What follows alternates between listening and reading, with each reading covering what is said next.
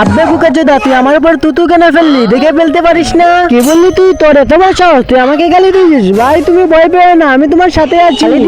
তাহলে কি হয়েছে? এই না আবারও তুতু ফেললাম, এবার কি করবি বল? মারবি আমাকে? নে মার, এবার তুই মেরে দেখা আমাকে।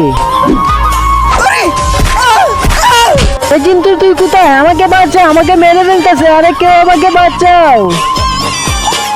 আব্বে বলো, তোর সাহস তো কম না? আমি একটু সময় ছিলাম না, সেই জন্য তুই আমার ভাইকে মেরেছিস। সাহস থাকলে তুই আবার দাঁড়া। আরে তুই আমাকে চাপ, তুই আমাকে মারলেই তোর মুখে ধরে না? বল আমার সাথে, এবার তোকে কুংফু বাবার কাছে নিয়ে যাবো। আরে কুংফু বাবা একটু নিচে আসবেন। আর ধ্যান খাওয়ার সময় ডিস্টার্ব করে কে? কি হয়েছে তোদের? আরে আমার ভাইকে একজন মেরেছি, আমার ভাইকে কুংফু শিখিয়ে দেন যেন আমার ভাই সাথে প্রতিশোধ নিতে পারে। চল আমার সাথে।